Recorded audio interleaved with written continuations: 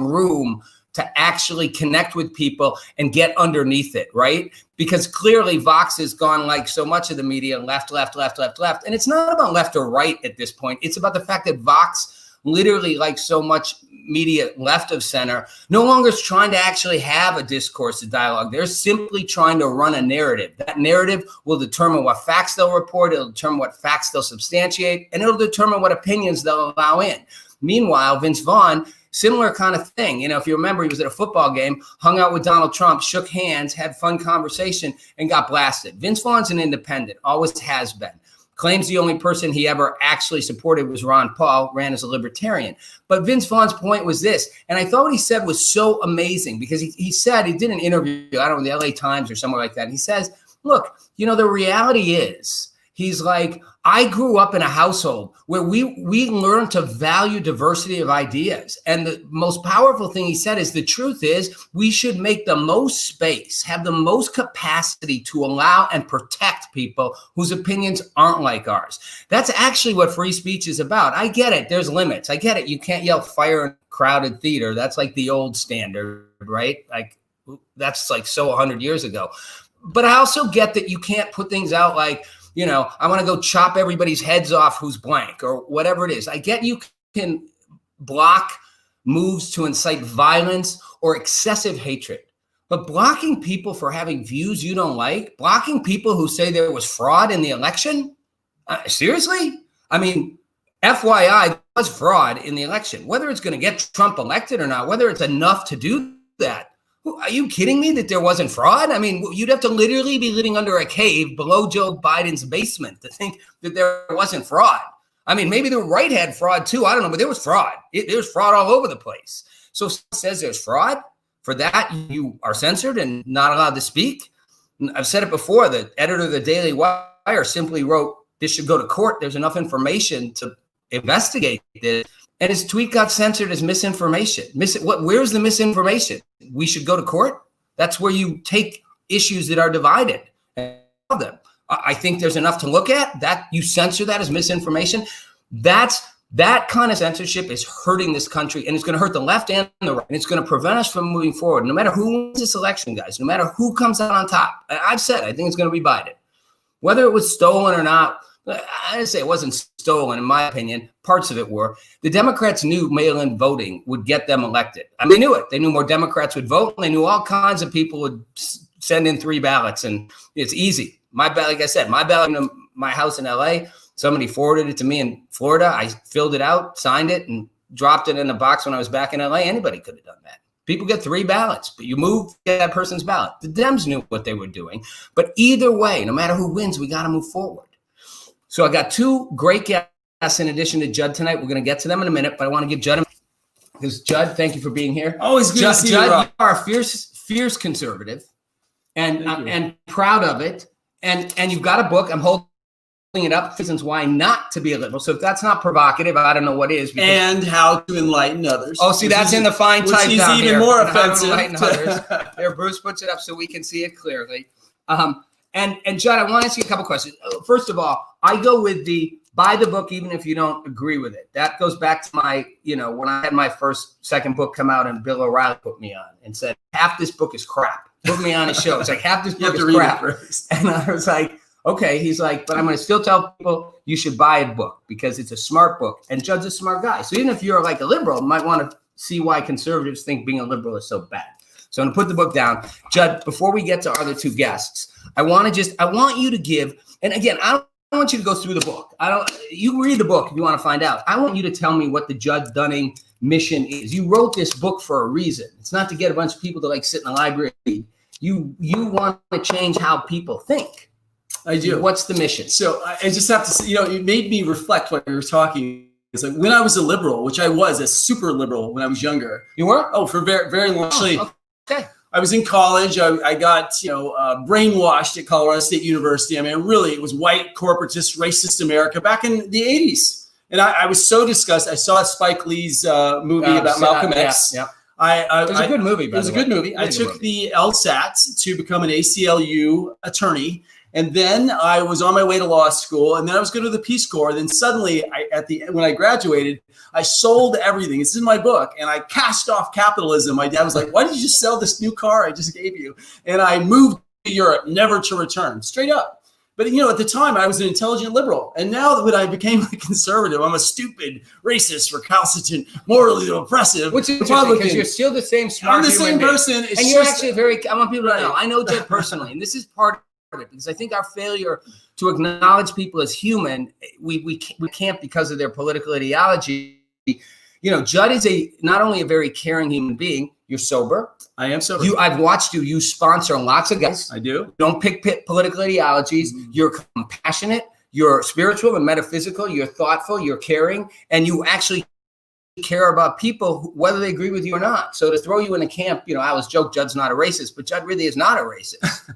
Yeah, it's so funny because somebody was challenging me the other day. I'm like, if you look at my recent hiring, right? I hired a white convict, a young Latin man whose family came over the border. His dad supported 5 people for $35,000. I gave him for years. I gave him a chance. Then I had a young black fatherless young fellow whose dad was incarcerated for drugs. I had a Islamic female French immigrant. I mean, I don't even think when I hire people. I hire people who it's the person that comes, puts out their hand. They said, "I'm the person that needs to work for your company." I mean, people say colorblind, right. Conservatism is obtuse, but I really just try to look at their spirit and what they're bringing forward. Right. And that's the essence of the book. Right? So what is the mission of the book? What's the mission of the book? So the mission of the book, I think, has changed a little bit. Before the election, it was like, hey, read this, maybe you'll vote for Trump. And now, but fortunately, we're very wise in the sense that we said, you know what, Trump is our employee, Biden's our employee, he's going to be the heck out of here. We are the CEO as American citizens. So we only wrote 1 chapter at the end on Trump and his achievements. And the 13th and a half chapter was abortion, because we believe the time has come where you don't choose your whole ideology just off of that right. core issue, because we've kind of evolved as a society. Right. But the book itself is, when you look at any of the values of ideology between the left, center, and the right, what are the facts? What is the rationale? What is the logic? So you know what you know, so you can consider going deeper spiritually after you read our book. Okay, so again, I'm going to give you one more shot at this. Yeah. And then I'm going to ask one of our guests coming up, Sean, is a radio show host. I'm going to ask him the same question. What's your big mission with this? Because you said you want people to read it. I get it. But if I put this book away, if I never had this book, right now, going forward, what's Judd Dunning's mission with conservatives? Is it to win the conservatives who already won? Is it to win the left? Is it to just add to the intellectual masturbation out there? What's your mission as a writer, as a host? What do you care? What do you want to see happen? I hit the mission after one quick story. My dad died a couple years ago, and he always just say, just keep the government out of my goddamn business. And I was like, I never understood it. So when he passed away, I went up to a property. We spent like a month there, and we wrote on ideology. And it's really about, what are these words about? Preserving individual freedom and liberty. There's so much disinformation.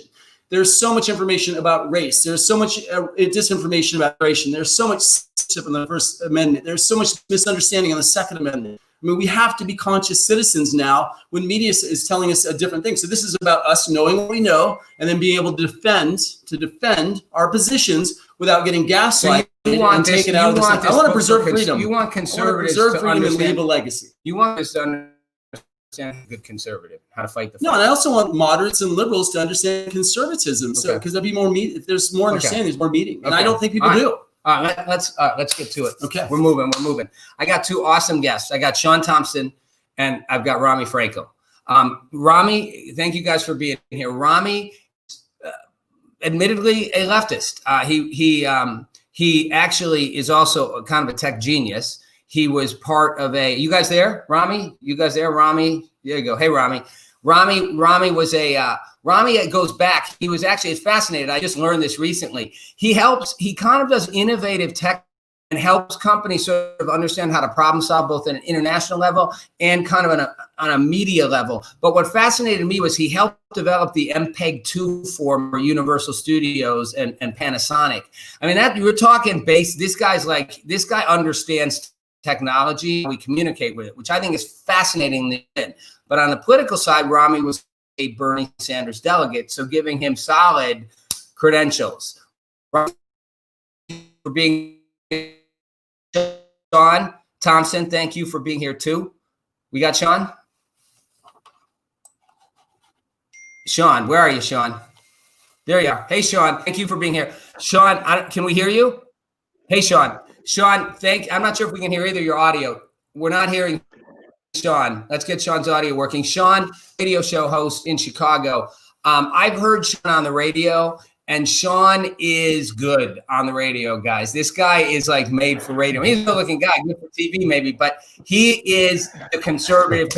He does not back down, and he's smart, he's fast, he's witty about it. And I admire both of you guys for having strong points of view. And my goal tonight is to have us sort of have a conversation. We can fight, but I really want us to sort of talk about how we actually as a country can possibly move forward, since we've got a divided country with two very strong viewpoints, and no one's going to get the other side completely to agree, but can we find some way into the center? So thank you guys for both being here. Sean, can we hear you guys, by the way? Let me hear you guys. Are you there? Hello. Hey, Rami. Sean, can we hear you? There you are. We got your thumb. Oh, we don't have Sean's audio. Hold on, Sean. We don't have your audio. So thanks, Bob, for the great introduction. I appreciate that. I actually wasn't a Bernie Sanders delegate. I actually ran as a delegate in 2016 for Bernie Sanders.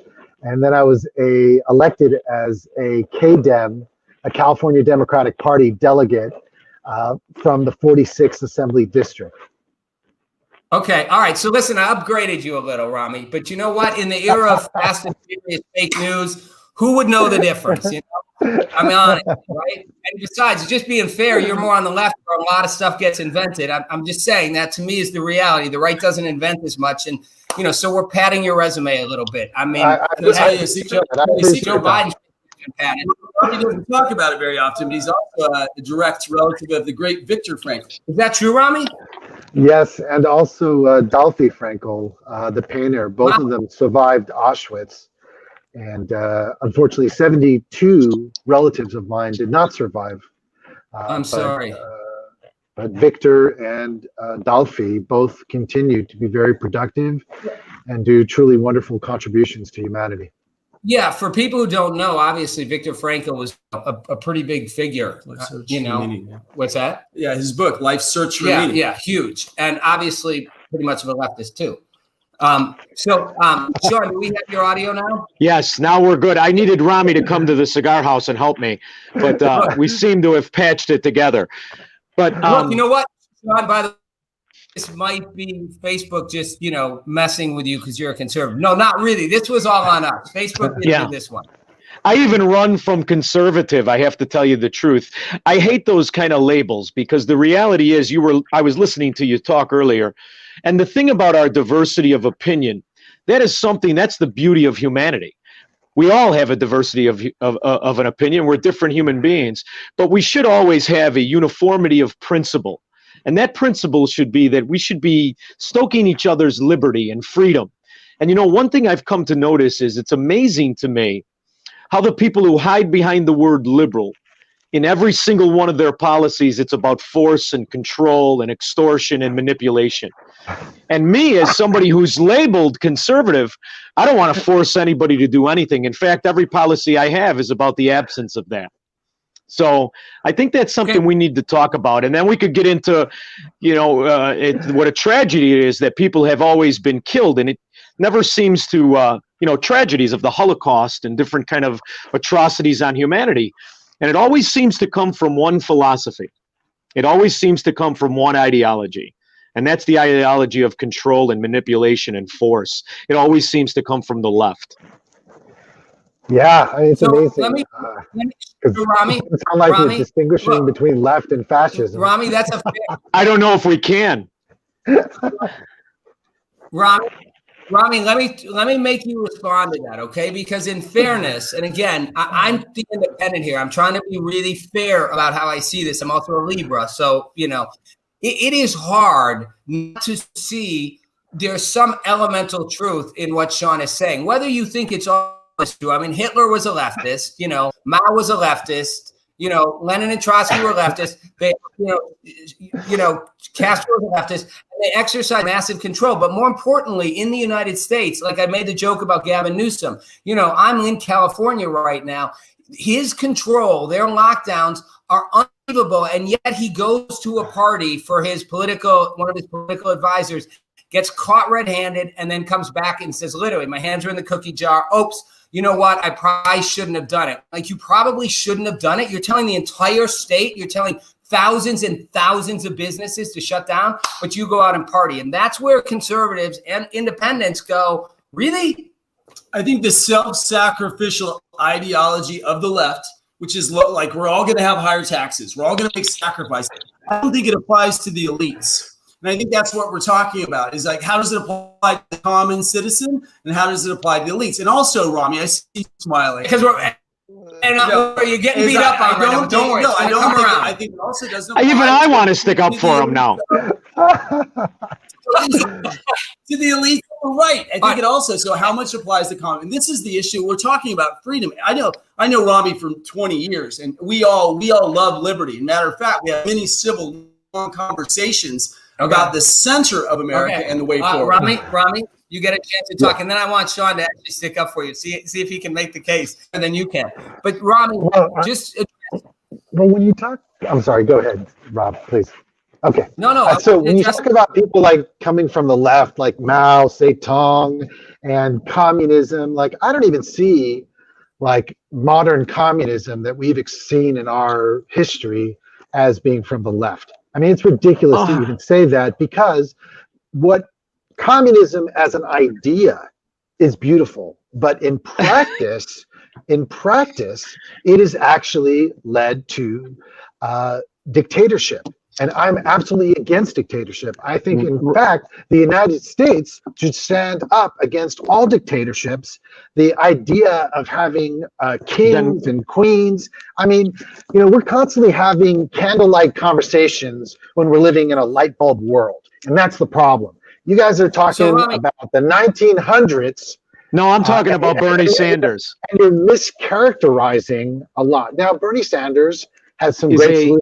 And he has some bad solutions, but we have to have balanced, sensible conversations instead of nonsensical conversations. And we just say ridiculous things like Hitler was on the left when he was a fascist, and everybody knows he was a fascist. It's just not a solid ground to begin with. Well, here's a solid ground, Rami. Let me finish speaking. I was kind of not to interrupt you, sir. So, okay.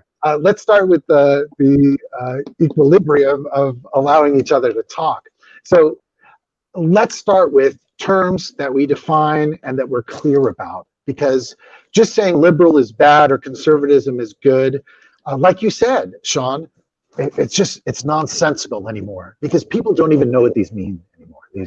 Yeah, but we do agree that force is bad, right? We do agree that force, in essence, dictated from a politician is fascistic. Would you not agree? Well, absolutely. When you talk about the use of force, like people protesting in a peaceful manner across the street from the White House, and you have the two have nothing to do with each other. That's not at all what I'm talking about. You said use of force, right? So I'm saying force. So law. Here's the thing. Rami, all right. Pick a policy of Bernie Sanders. It is force. Pick one that is not force. Okay. I don't know what you're talking about. If you're forcing me to capitulate, what do you mean? I mean, you could act condescending, Rami, because it's the way to avoid the issue. But I'm specifically talking about the socialistic policy. You guys are talking over each other. Hold on. Rami, hold on. You're not a socialist? I'm not a socialist. Bernie Sanders is not a socialist. Socialist. When you say socialism, that means that you believe that the government should control the means of production. Now, Bernie doesn't believe that. I don't believe that. Poppycock, Rami. You're not talking to your friends. You can do it. You can do it through legislation. No, that's just not. Time out. You can do anything. Well, you're not going to be honest, then you might as well not have the conversation.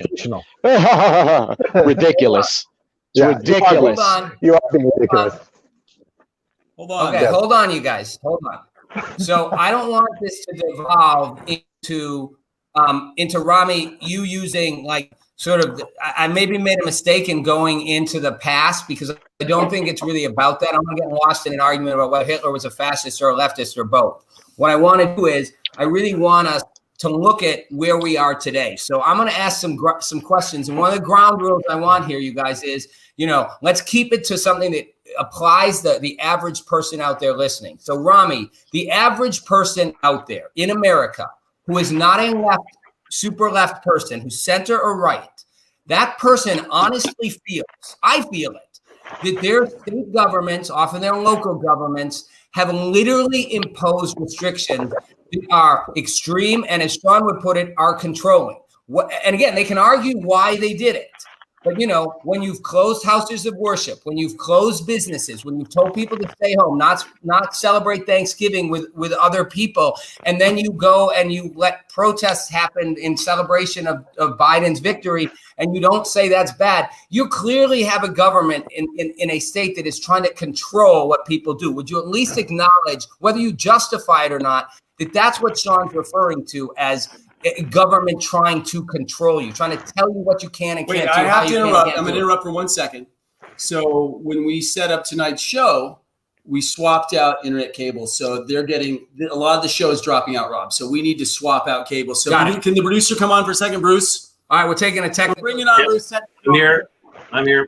Do you want us to swap the actual cable, or will that disconnect the show? Because Rob, you're looking good right now. So let's keep going. If you need us to change, let us know. Just call me, and we'll shift. You got to keep going. All right. So real quickly, because we can just before we do this, Bruce, can we swap this hard line out or not? You're looking good. You don't need to right now. It's the same. Okay. Okay. All right. So go ahead. Rami. Oh, I think that's a great context, and thank you for being that context. We believe that COVID-19 is truly dangerous and a pandemic, or we don't. And you're right, it has to apply to everyone. I was horrified to see when there was celebrations with most people wearing masks, but the fact is they weren't socially distancing. Yes, they were dancing in the street because they were happy that Trump had lost. However, it was not good social policy. The proper social policy at that point would have been for people in positions of authority and respect to say, stop it, go home, celebrate individually at home, celebrate on your Zoom. But Rami, they don't, and that's Sean's point. The government, the left media, they don't say stop it. They only say stop it if it's a conservative activity. So you can say that's a great idea, but the very governments you're saying aren't trying to control people clearly say you can do A but not B, no matter how hypocritical it is. I hear what you're saying, Rob, and forgive me, but I watched a lot of news coverage, especially since the election before and especially after the election day, and I saw many times commentators saying that this was bad, that there was so many people celebrating in the street. I saw it on CNN at least a few times. So I did see it, and I agreed with those commentators because it was destructive, and it's bad. If I didn't hear about the Newsom story, but anytime people are not taking care of other people in a pandemic, and that is taking care of people, I define as wearing a mask. If we need to close down businesses, I'm an entrepreneur and a capitalist. I believe in capitalism, and it's horrible anytime anybody has to close down their business. Yet, if it saves lives, then sometimes we have to take extreme measures. All right, Sean, I want you to address that because Rami's point, and appreciate Rami you acknowledging it, although FYI, I watched the media too, and they barely called it out, but that's all right. But Sean, Rami says they have to do it, and I think that's where you would go. Who are you to tell me you have to do this? Like, let me decide my best interest. Yeah. In any society where I do not have the right to disagree, the right to my own opinion, or the right to my property, then I am a slave, and I will not be one. I'll burn it down myself. You could roll your eyes all you want, and there are many ways to legislatively take over property and the means of productions. There are many ways to regulate and backdoor nationalize numerous properties. In fact, in your own example of what we're talking about, I'm sitting here in a cigar store that I own. It's one of the businesses I own. I'll open the door no matter what anybody says. And I'll let people decide for themselves if they're willing to take the risk to live or not. Because in all of this pandemic and all of this hyperbole, they refuse to admit that COVID-19 has a mortality rate of 1.5%. 1.5%. We as individuals, as humans, as free men, have the right to decide our own risk tolerance. That's right. Mm-hmm. Yeah. Simple. And why, Rami? I disagree with that because, first of all, You're a fascist. I'm not a doctor. I'm not a fascist. And to call me a fascist is very disrespectful. And okay, I'll let you prove it then. An ad hominem attack, which is basically very weak, Sean, to use. Okay, now prove it. At me. Okay, yeah, I'm not a fascist. I know fascist is very disrespectful. Him as a man from the right. He's not a fascist. He's a rationalist. Yeah, clearly, obviously. Okay. But, okay. So moving on, though. Okay, but Rami, hold on. For example, Rami, when you build a wall and you use government dominance to take people's lands, I mean, that's government doing. I'm not for eminent domain. I fight eminent domain constantly. I'm against that too. Look at us. So great. So I'm glad we're finding some areas to agree. But I think at the same time, I'm not sure about your statistic about the health risk of COVID.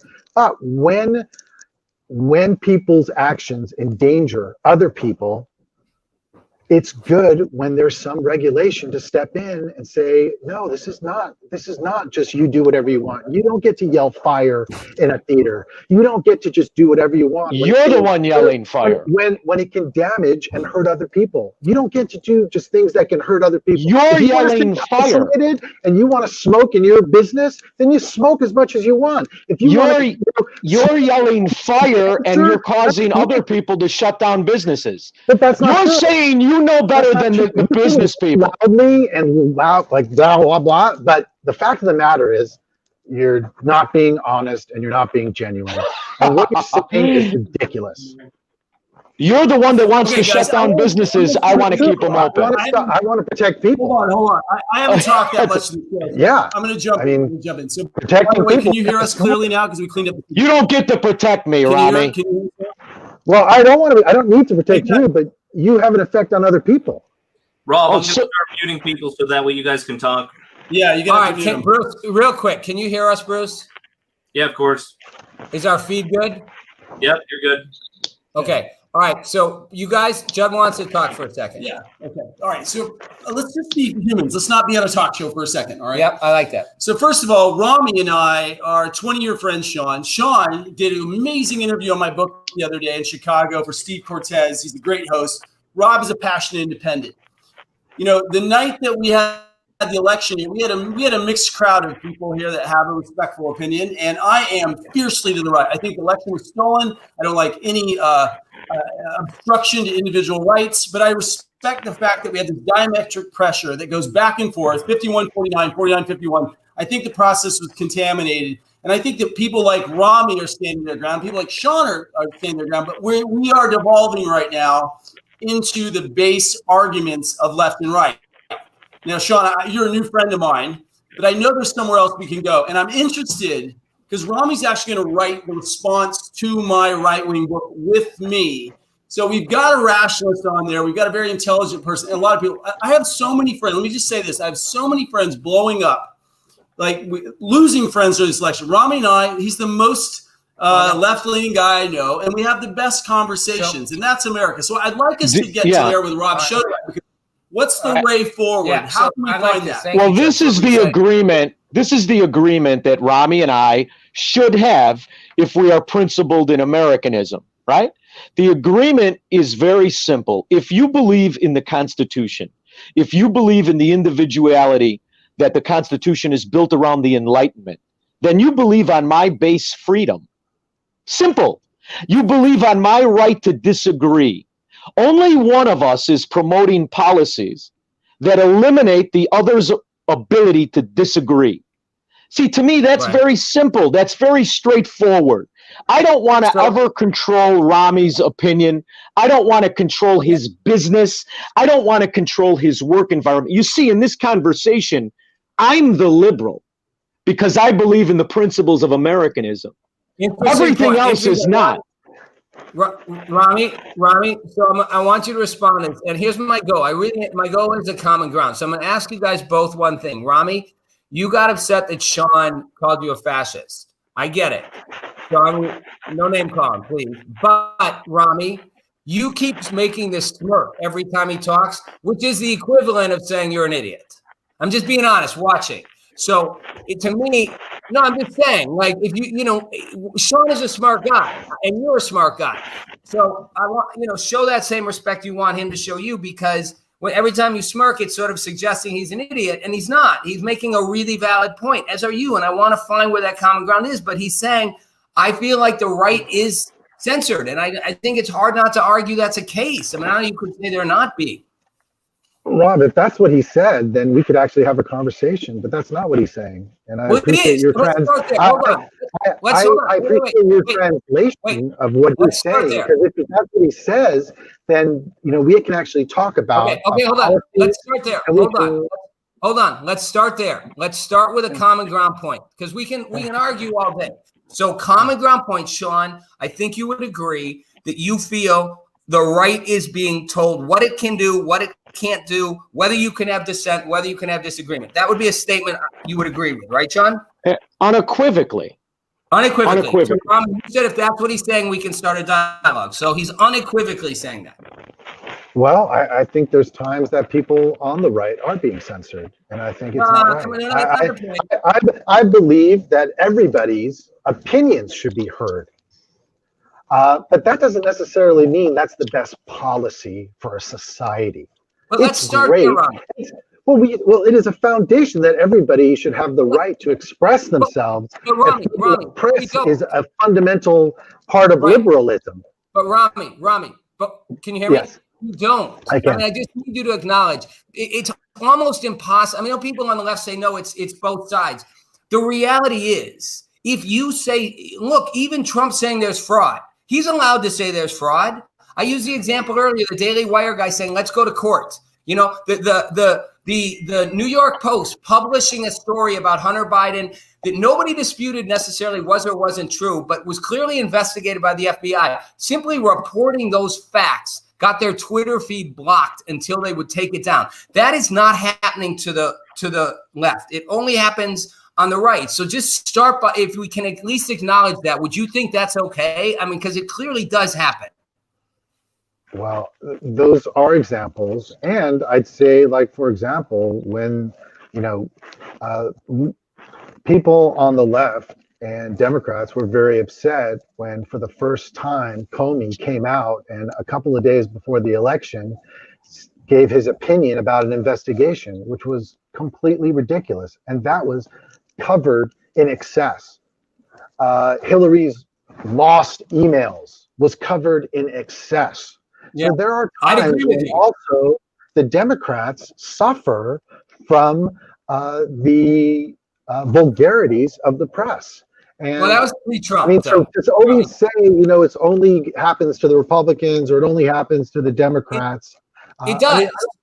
I don't think that's very accurate. And Rami, and I'm going to switch it back in a minute. But Zuckerberg and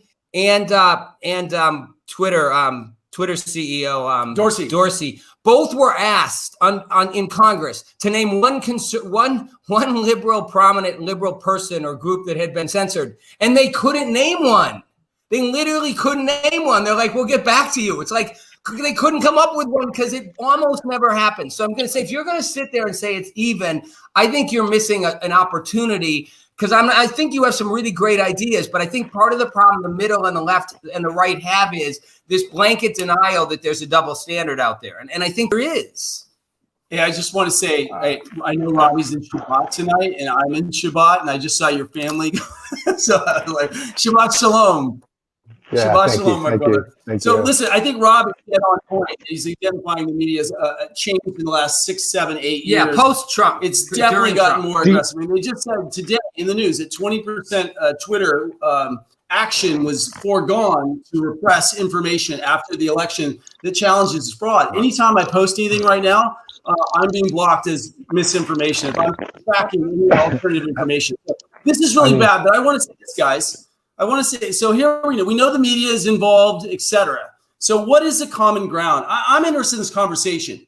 So we know we've been censored, Rob, and you've really been pounding that. You've also talked about the existence of systemic racism, which Sean and I might have different opinions of, but I respect the fact that it's on the table. So what do we do over the next 4 years? Yeah. I think it's difficult when I see the dream team, the socialist wish list of the Biden of the Biden administration coming to the forefront. They're setting up the president, the office of the president-elect. Our country's still in chaos right now. I mean, Sean and I are kind of in a position where, hey, you don't give up until you have verification, certification, and litigation, and you don't really want to pander and seek healing right now. So what do we do right now, America? What do we do from the left, and what do we do right? Because I am getting offended by leftists telling me to just get over it and heal and put my head down. I'm like, wait a minute, I need to know what to do right now. These are weird times. So let me ask it in reverse. Rami, you hold on for a second. Sean, let me ask you, because you're kind of taking from what Judge said that it's, you're sort of feeling, hey, we're not, in a position to right now suddenly put out the olive branch. What has to happen in your mind to find? I mean, let's just assume, I'm going to just say, I think Biden wins the presidency, whether he should have or not, whatever the reasons, I think he does. No. Okay, I know, Judge, you disagree, but let's just say he does. How do conservatives move forward in a way that doesn't just continue, or does it just continue this sort of growing cavernous divide where there's no middle ground and nothing really changes for millions of Americans who are struggling, who do need help? I do think there's real problems in our inner cities. There are people really in need. And I know conservative ideas may fix some of that, but you're not going to get those on the table if we're just in a FU mode. I'm from Chicago. You know that, right? It is, right. It's the Democrat 100 years of leadership here. How's it worked out? It's terrible. Last Monday night, they had 17 kids shoot each other on the south side of Chicago. They pretend that this is some Jets and street gang argument versus a drug industry where they're fighting for territory, versus steeped on political failure after political failure, corrupt politician after corrupt politician. There is no utopia where government is in charge of anything, right? What has to happen is we have to have the sustained principles, the fundamental principles of human rights, of respecting each other as individuals. That cannot come from a society that wants to socially engineer itself. The only way we're going to have harmony and peace is if we give people the freedom and the right to disagree with each other. I get nervous when I hear these schemes. I didn't vote for Trump in 2016. Did you know that? I felt he was too much of a collectivist. So this isn't I wrote none of the above. I wrote none of the above on my 2016. And the reason is because I truly do fight collectivism. I truly do love the idea that this country is supposed to protect the right of the individual. The only minority in this country, the real minority, is the individual, regardless of what color he is, regardless of what religion he is. We don't do that anymore. Let's shift gears for a second. Do I think we can heal? And the answer is no. You want a solution that's going to make you feel good. Unfortunately, we have irreconcilable differences. Unfortunately. Okay, hold on. So if that's the case, how do we break a cycle where I believe in 2 years there'll be a sweep of Congress if Biden does a lot of what he wants to the red? No. I think it'll go red. But I mean, how do then it'll we'll still just have this standoff in which a lot of the ideals I think everybody here, the outcomes everybody here would like, which is a better quality of life, won't exist. Rob, if you have no faith in the system, Rob, why would you vote? Why would I vote? I mean, I married a Union Democrat president's daughter. First time ever. She's a huge Trump person, believe it or not. Although if you know unions, you know why she's a Trump person. Right. The reality is she's never going to vote again, kid. Her and 50 of her friends, they're done. You've disenfranchised the people. I believe that Biden is an illegitimate president-elect, and I revoke my consent to be governed by a system I have no faith in. So you want to know what I really think? I think that this country will break apart. I think it'll break apart within the next 10 years. I think the red states will rightfully be disgusted and not want to bail out the corrupt mafia states of the Democrat Party, like the one I live in and the one you live in, where hypocrisy is the norm. I think you'll have a move to secede, and I think you'll have America break into several countries. That's what I think. Okay, so that's a dark picture. I appreciate that. Makes me want to go have a shot of whiskey, but I am an eternal optimist and a believer that the beauty of America is that we are capable of not living in extremes. And I think right now we are. And Sean, I get what you're saying. And I think, Rami, what I would say is I think millions of people feel what Sean feels, feel angry, frustrated, disenfranchised, censored. And the reaction to that is, F you, we're going to just let you sink on your own terms and we'll take care of ourselves. That's not a great outcome. That's not a win-win for America. So, Rami, putting it to you as the potentially victorious got to get my charger. 1 second. Selection. What do you say? Well, first of all, the good news is we had more people vote in this election cycle than I believe ever before. That's beautiful. That's democracy working. Yeah, I agree. But you know what? The fact that Trump got so many votes in terms of numerically is also. I mean, yes, there was pollsters that misdiagnosed once again the true temperature of the American people. That being said, even though they were completely off and wrong, the fact that so many people voted for Trump and more people voted for Biden is a victory for democracy. And also, people voted, they didn't like Trump, yet they did like their Republican senators. And so that's another triumph of democracy, because people made a choice. And I believe, yeah, there's a lot of people that are divided. It's a huge divide. We're looking at a couple of percentage points between Biden and who voted for Trump. It's not a huge difference here. It's a massive divide. And we just had a comment from a Reddit user who said, it's back to 2016, not my president. But now it's conservatives. And my concern is that again, Rami, I'm pushing it out to you because I think I understand where the frustration of people right of center and even a lot of independents feel that there is no room for that. They felt that the fact that they can't even say they think there was fraud, like it's like, okay, like at a certain point, you're not going to win this country that way. You're going to only lose it. Joe Biden's a scarecrow president. I mean, you're going to lose the country. I mean, Bernie Sanders had a vision. He would have fought for something. Joe Biden's like a puppet, literally. I mean, who voted for Joe Biden? They just voted against Donald Trump. I'm being honest. Can I also just add one thing to Rami? Because he seems like, he's obviously a brilliant kid. He's a smart guy. Now I'm in Chicago. I just want to say, and I want to recognize this. I appreciate at my age. I appreciate being called. My age. I'm grateful that someone has called me a kid. It's an old Chicago. I'm 52, but if I took my shirt off, you'd never know it. Anyway, here's the reality. You want me to believe that Joe Biden didn't do as well as Barack Obama or Hillary Clinton in Chicago, in New York, in New Jersey, in California. But you want me to believe that these districts in Hodunk, Michigan, in Hodunk, Wisconsin, and in Georgia, he had a 98% turnout. Rami, you're a brilliant kid, and I call you a kid again. It's a mathematical impossibility, brother. That software, it is rigged. I'm sorry, it's illegitimate. Do it over or don't ever talk to me again about a fair voting system, because I'll burn every machine I see. And that's just how I feel, brother. I hope we can at least agree as intelligent people that it's a mathematical anomaly that could never happen.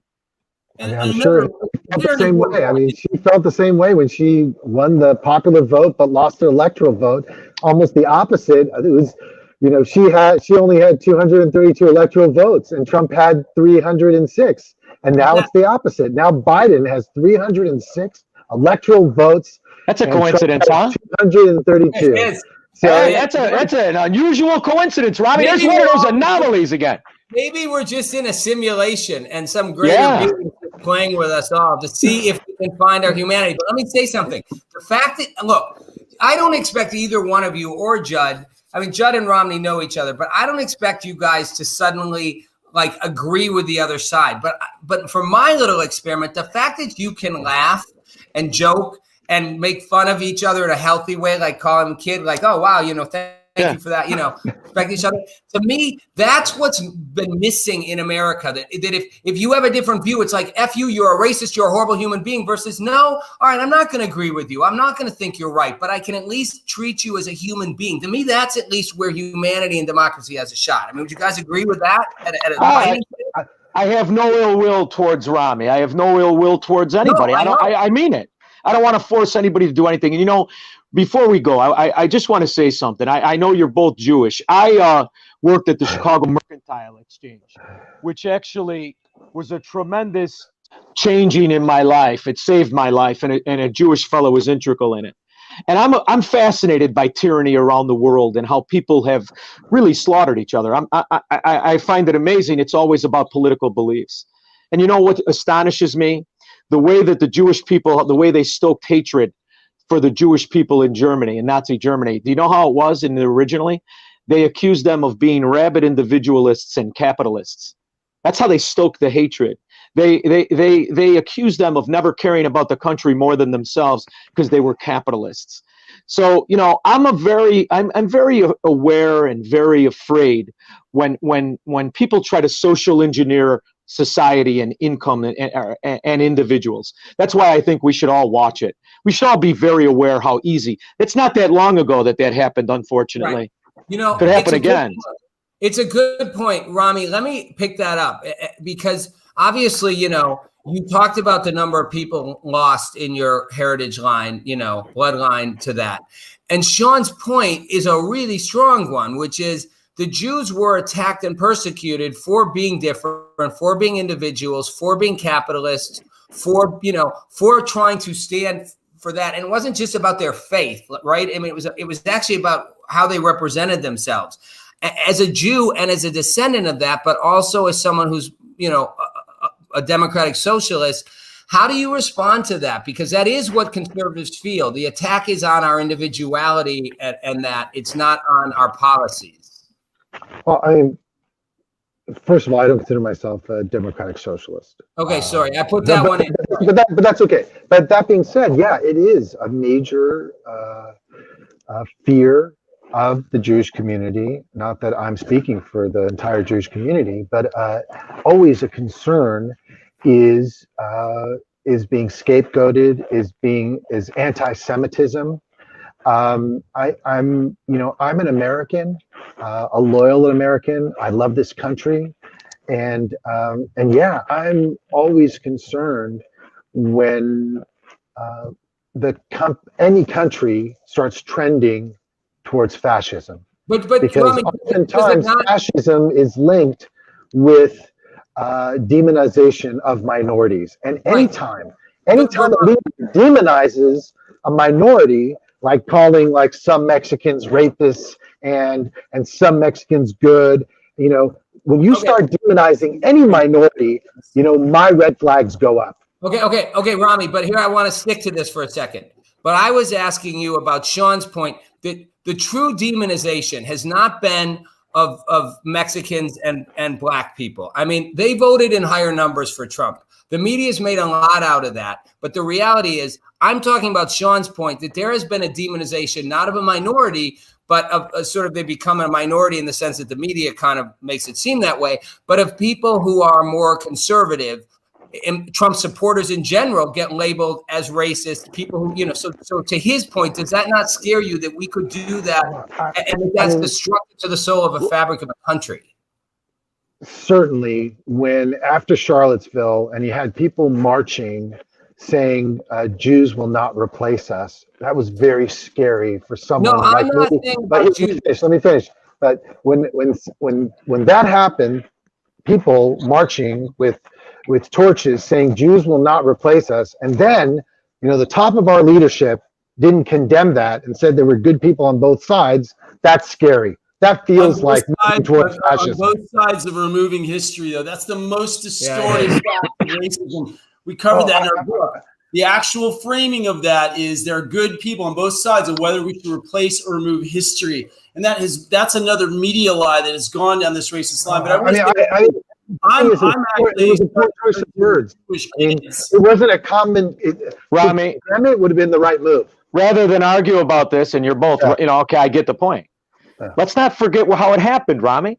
It's because the Nazi political party seized control of the German Congress and the German hierarchy. People are people, Rami. You know this. There's going to be an idiot that cuts you off and gives you the finger every Tuesday. It's just the way it happens. It's not about people or their ability to be morons and bigots and racists. Let them exist because they show themselves to be the idiots they are. It's the greatest way to identify a scumbag and a moron. So I don't want them to pretend they're not what they are. I like when they show me what they are. I'm talking about a political body that makes policies to destroy and make people conform because they hated them because they were individuals. They demonized them because they refused to capitulate. They didn't want to be part of a fabric. Yeah, that's the broader point, Rami. I hear what you're saying. Rami, if we Rami, hold on. Rami, hold on. I want because we're running out of time. I want you to focus on the modern day application of that. What Sean is saying is that is what we have done to people who do not buy the left of center narrative. That is what happens if you say people are scared of getting fired from their jobs. They get beaten up on social media for saying, I support Trump. I mean, so I want to address it because you're laughing. I'm laughing. You're laughing, but it's a real thing. The reason why I'm laughing is because I work in the C-suite, and all the investors and all the people in the C-suite are all very pro-Trump. And I'm like the only liberal there. So I'm laughing because I experienced the world in the exact opposite that you're describing. You're the minority. I'm definitely a minority in my company. And a lot of times when I'm in venture capital meetings, when I'm in executive meetings, I'm the only liberal in the room. So I experienced what you're describing, and so I mean, I totally sympathize with that, and I don't think it's right. I think that's what makes America truly great is when we can all be individuals, when we can choose our own beliefs, and sometimes we don't agree. Sometimes Trump wins, sometimes a Democrat wins, and that's just the way it is. And you know what? And it's such a slight percentage. And because you have such a divided country, it's almost 50-50, that's going to happen. Sometimes the Democrats are going to win. Sometimes the Republicans are going to win. This time, it looks like a Democrat won. And, if there's truly any... if there's truly any fraud, then it needs to be brought up, and those people should be charged and persecuted. Because you know what? Voting is our sacred right and our sacred responsibility, and it needs to be protected because it's separate. We have a few minutes left, and Jed wants to jump in. Rami, can I get you to at least acknowledge that there was fraud? That everything you're seeing, whether it's enough to sweep the election, every account you're seeing is not made up. It clearly was fraud, and most come out has been for Biden. Could you at least acknowledge that instead of being like, no, it never happened? Okay. I'm not saying let me tell you a very personal story. I was at a friend's house, and he's not a citizen of this country. And he told me, he didn't show it to me, but he told me that he registered to vote and he received a ballot. And he didn't vote though. And I'm glad he didn't vote because if he would have, if he would have, it would have been a felony. And maybe the experiment would have been really shown out if he would have voted, because it's not, I don't know if it's illegal to register to vote, but it's certainly illegal to vote. It's a felony. And I'm glad he didn't pursue his experiment, because if he would have, he could be a felon. Well, no, he wouldn't catch the people. Well, Judd, you want to I jump don't know in? We only about that, but that it's still a felony to illegally vote. But I gotta admit that I was disturbed by the fact that he even received a ballot. And if that's happening, Rami, other places in the country, then that's something that needs to be fixed. but it is. But Rami, do you know? And Judd wants to get in here. Do you realize how much of an olive branch it would be if Joe Biden, if the mainstream media on the left could come out and say, "We get it, fraud happened. We don't think it's enough to change the course of the election, but you're not smoking meth." As the Reddit guy said about John, you think it happened because we all see tons of examples of how it happened. Well, I don't know about tons of examples. That's one example that I did see. So there's hundreds and hundreds. Maybe there are more, but we need to. Our voting system needs to be protected, and we need to do everything that we can do. I think we can all agree on that. So We all agree. As possible. The bottom line, this is actually really frustrating because I really enjoy Rob. I really enjoy Todd and Rob. Judge feels we got to do another. The white conservative here feels marginalized. No, because we have two extremes. Let's give Judge some. What do we give him? Snowflake. This could go. You win too, Judge. Leave me alone. This could go a little far. This could go all night, right? But the bottom line, Rami, this is the thing I'm challenged with. And I mean, you're one of my dear friends, buddy. It was 578 votes, 577 votes in the last election. It was 37 days of process. Nobody claimed it. The media didn't award it. And the left is literally, they're stoking the flames of civil war. They're stoking the flames of negation. If we happen to win, this country's going to burn. If you guys happen to win, it's not going to burn. And I want Democrats to reach across the aisle and say, hey, I need to validate. I mean, look, 578 votes. We know hundreds of thousands of votes are involved in this. I want to revote. I'm to the point now, I'm reading so much media. You're very intelligent. I'm very intelligent. We both are doing so much research. I feel negated. I do feel marginalized. And I want our system. I want a recount. I want the entire election to happen again. The whole thing over again. Absolutely. That ain't happening. But here's the thing as we wrap this up. Me too. One, Rami, Jim Stock just put up one of our viewers put up a thing saying his children can't say they work for Nike in Portland because they're in trouble. And the difference is you can tell your coworkers you're liberal. But my bigger one I want to get to is somebody before that said, oh my God, fraud believers. And Rami, that's what scares me, that we've got lots of people out there who've been driven in kangaroo cowboy. You've been driven by a media narrative that has told you there was no fraud. I'm not saying that fraud shifted the election. Is what he said. Yeah. Right. Well, I'm saying, I'm not saying. Hold on. There's a narrative out there so strong that if you merely say, and I'm not saying Trump's saying the election was stolen. I'm saying to say there was fraud, you're somehow being called like you're a cuckoo. When we see tons of, I mean, you could have to have fraud if you're doing mail-in ballots. I know all kinds of people who got multiple ballots to their houses, people who didn't live there anymore. I mean, of course you had fraud. This is just deny that's even true. That's what scares me. And that's where I think the left is in trouble if they won't, come to the middle on that. The messaging needs to be, let's figure it out. Let's get through the process and then heal rather than you need to get over it and heal. It's just tearing us apart, man. And we are being minimized when we bring that up, which is also being repressed by big tech and censorship on top of that, that is the scary thing, is that the media has this much power to marginalize and limit any kind of opposition to let's check the vote. That is scary. It is a big deal, right? But I want to tell you something. I don't care if Trump lost. I don't care. I'm a conservative. I don't care if he lost. If he actually lost, great. Right. System. If he might have won, I need to know before I can support Biden. So, and if 74 million people want an 80-year-old on Viagra running the country who can't change a tire but thinks they could run the country, I don't like those people either. No, I'm just kidding. Rami. I wanted to end it on a hostile note.